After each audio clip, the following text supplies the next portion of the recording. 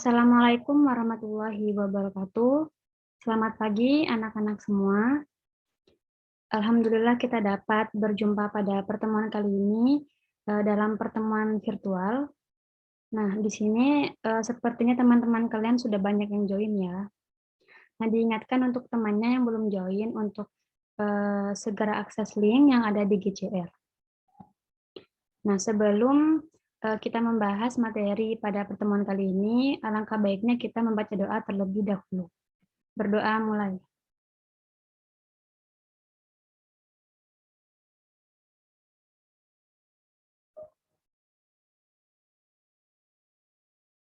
Berdoa selesai.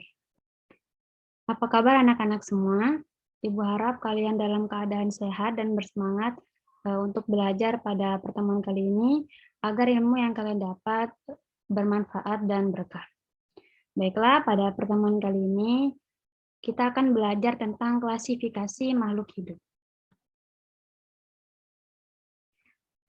Arti dari klasifikasi sendiri itu adalah pengelompokan. Makhluk hidup tidak hanya meliputi manusia saja, tetapi juga meliputi hewan dan tumbuhan. Definisi dari klasifikasi makhluk hidup itu sendiri merupakan suatu cara mengelompokkan makhluk hidup berdasarkan kesamaan ciri yang dimiliki oleh makhluk hidup itu sendiri. Nah, makhluk hidup di alam semesta ini sangatlah beragam. Selain beraneka ragam, dalam satu jenis makhluk hidup juga terdapat variasi. Misalnya, terdapat beberapa jenis kucing atau variasi warna bunga mawar. Jadi, bunga mawar tidak hanya berwarna merah atau putih, tetapi juga ada warna lainnya seperti kuning, pink, dan lain-lain. Pada konteks pembelajaran IPA sendiri, proses pengelompokan sangat perlu dilakukan, terutama dalam pengelompokan makhluk hidup. Mengapa? Dikarenakan dengan adanya pengelompokan tersebut dapat mempermudah kita untuk membandingkan, mengenal, dan mempelajari keanekaragaman makhluk hidup yang ada di permukaan bumi ini. Selanjutnya, ciri-ciri dari makhluk hidup itu sendiri ada 6. Yang pertama bergerak, seperti berjalan, berlari, dan lain-lain. Yang kedua ada bernafas. Untuk manusia itu sistem bernafasnya ialah menghirup oksigen dan mengeluarkan karbon dioksida. Kemudian yang ketiga ada tumbuh dan berkembang. Tumbuh dan berkembang ini dimisalkan tinggi dan massa tubuh saat masih kecil tentunya berbeda dengan tinggi dan massa tubuh kita pada saat ini. Selanjutnya, ciri yang keempat ada berkembang biak. Berkembang biak merupakan kemampuan memperoleh keturunan agar tidak punah. Ciri yang kelima ialah peka terhadap rangsang. Contohnya pada saat mata kita disoroti oleh lampu secara tiba-tiba, maka mata kita akan spontan menutup kelopak mata. Kemudian ciri yang terakhir ialah memerlukan makanan dan minuman. Untuk beraktivitas, pastinya makhluk hidup itu membutuhkan energi. Energi itu berasal dari makanan dan minuman yang kita konsumsi, seperti itu. Nah, keenam ciri tersebut merupakan pembeda antara benda hidup dan benda tak hidup. Benda hidup itu seperti manusia, hewan, dan tumbuhan. Berbeda dengan benda tak hidup. Benda tak hidup itu meliputi batu, matahari, air, dan lain-lain. Baiklah, selanjutnya ada tahapan klasifikasi makhluk hidup. Yang pertama, tahap pertama itu ada pengamatan sifat makhluk hidup. Prosesnya ialah mengamati dan mengelompokkan berdasarkan tingkah laku, bentuk morfologi, anatomi, dan fisiologi makhluk hidup itu sendiri. Selanjutnya ada pengelompokan makhluk hidup berdasarkan cirinya. Kegiatan ini merupakan kegiatan mengamati ciri dan sifat atau persamaan dan perbedaan makhluk hidup yang kita amati. Tahapan terakhir ialah pemberian nama makhluk hidup. Nah, dengan adanya pemberian nama makhluk hidup, dapat mempermudah kita untuk memahami ciri dan sifat makhluk hidup. Nah, kelompok yang sudah terbentuk tersebut akan disebut dengan takson. Takson atau taksonomi merupakan susunan penyusun penataan setiap unit yang digunakan dalam klasifikasi objek biologi. Menurut Carolus Linnaeus, tingkatan takson diperlukan untuk pengklasifikasian yang berurutan dari tingkatan tinggi, yaitu kingdom, yang bersifat umum menuju yang lebih spesifik di tingkatan yang terendah, yaitu spesies.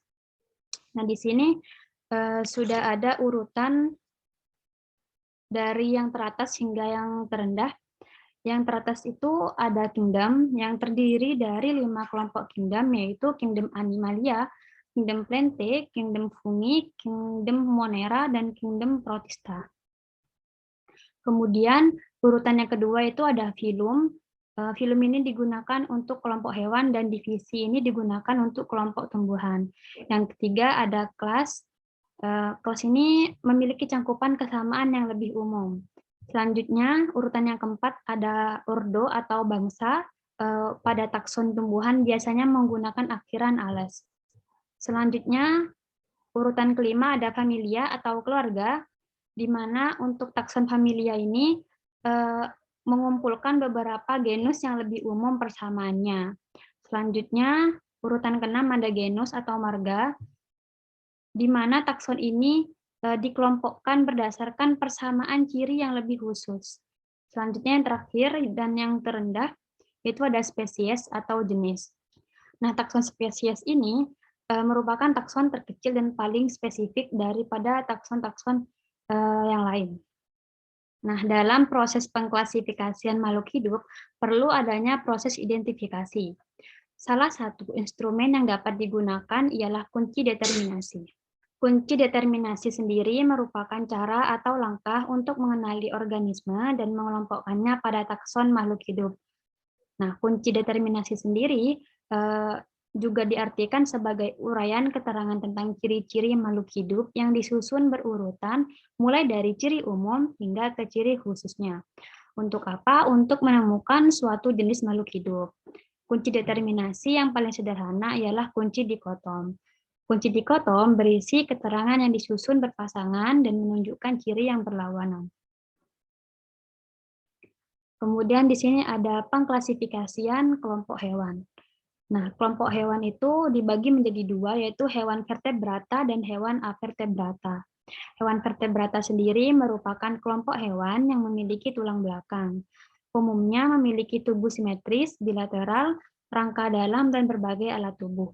Hewan vertebrata dibagi menjadi 5 kelompok, yaitu Pisces, amfibi, reptilia, aves, dan mamalia.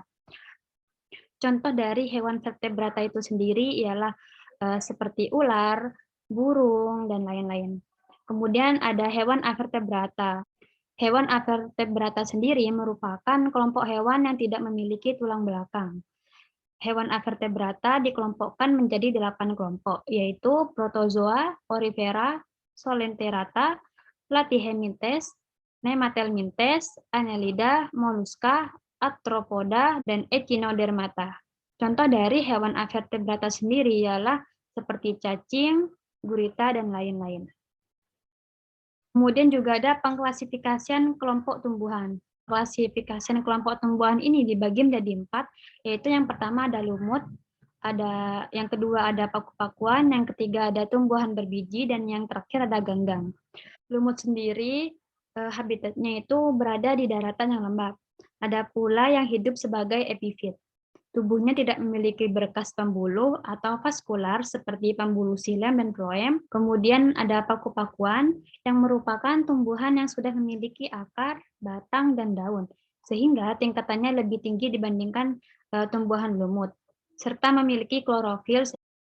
Kemudian ada tumbuhan berbiji, di mana tumbuhan tersebut dikelompokkan menjadi tumbuhan berbiji terbuka atau gymnospermae dan tumbuhan berbiji tertutup atau angiospermae. Tumbuhan berbiji tertutup atau angiospermae merupakan tumbuhan yang bakal bijinya berada di dalam bakal buah. Ciri-ciri angiospermae sendiri diantaranya yaitu daunnya lebar dan berbentuk pipi, tulang daunnya berbentuk menjari, menyirip, sejajar atau melengkung, alat perkembangbiakannya berupa benang sari dan putik, memiliki bunga sejati dengan perhiasan berupa mahkota dan kelopak bunga. Berdasarkan jumlah keping bijinya, angiospermae dibagi menjadi 2 kelas. Di antaranya yaitu monokotil atau tumbuhan berbiji yang berkeping 1 atau tunggal, dan dikotil yang memiliki 2 daun lembaga atau kotiledon. Selanjutnya, tumbuhan berbiji terbuka atau gymnospermae yang merupakan tumbuhan yang bakal bijinya tidak ditutupi atau dilindungi oleh bakal buah. Ciri-ciri dari gimnospermae sendiri diantaranya yaitu memiliki alat kelamin yang terpisah, di mana sel telur terdapat dalam strobilus betina dan serbuk sari terdapat dalam strobilus jantan. Bakal biji tersusun dalam strobilus. Strobilus atau runjung adalah alat perkembangbiakan yang berbentuk kerucut, batang dan akarnya berkambium sehingga dapat tumbuh membesar. Daunnya kaku, tebal dan sempit, tulang daun tidak beraneka ragam, tidak memiliki bunga sejati, akarnya berbentuk tunggang. Yang terakhir ada ganggang yang merupakan tumbuhan yang struktur tubuhnya masih belum bisa dibedakan antara akar, batang, dan daun. Nah, selanjutnya ada sistem klasifikasi 5 kingdom. 5 kingdom diantaranya yaitu Kingdom Monera, Kingdom Protista, Kingdom Fungi, Kingdom Plante, dan Kingdom Animalia. Kingdom Monera sendiri merupakan makhluk hidup yang tidak memiliki membran inti dan biasanya disebut organisme uniseluler atau prokaryotik. Contoh dari Kingdom Monera sendiri ialah bakteri dan alga biru. Selanjutnya ada Kingdom Protista, yang merupakan organisme eukariotik sehingga memiliki membran inti sel. Ukurannya beragam, mulai dari yang mikroskopis dan makroskopis. Ada yang bersel banyak dan bersel satu, serta ada yang sifatnya menyerupai hewan, tumbuhan, dan jamur. Organisme protista yang menyerupai hewan tidak dapat membuat makanannya sendiri. Berbeda dengan organisme yang menyerupai tumbuhan. Organisme yang menyerupai tumbuhan dapat membuat makanannya sendiri. Selanjutnya ada Kingdom Fungi yang merupakan kelompok makhluk hidup yang memperoleh makanan dengan cara menguraikan bahan organik makhluk hidup yang sudah mati. Kingdom Fungi tidak berklorofil, berspora, tidak mempunyai akar, batang, dan daun. Selanjutnya ada Kingdom Plante yang merupakan organisme yang mempunyai membran inti atau eukariotik yang dapat membuat makanannya sendiri dengan cara fotosintesis, memiliki dinding sel dan bersel banyak. Terbagi menjadi 4 kelompok, yaitu lumut, paku-pakuan, ganggang, dan tumbuhan biji. Yang terakhir ada Kingdom Animalia, yang merupakan organisme yang memakan makhluk hidup lain untuk kebutuhan makanannya. Makhluk hidup ini bersel banyak dan memiliki inti sel eukariotik. Animalia terdiri dari 2 kelompok, vertebrata dan avertebrata. Makhluk hidup yang ada di alam semesta ini ada yang berukuran makroskopis dan ada yang berukuran mikroskopis. Contohnya dari Kingdom Fungi yaitu jamur dan cendawan. Cendawan merupakan jenis fungi yang bersifat makroskopis, sedangkan jamur merupakan fungi yang bersifat mikroskopis. Apa sih makroskopis dan mikroskopis?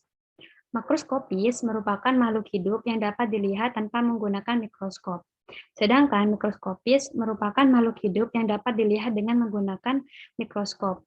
Jadi, organisme mikroskopis atau makhluk hidup mikroskopis itu tidak dapat dilihat dengan mata telanjang, melainkan harus menggunakan alat yaitu mikroskop.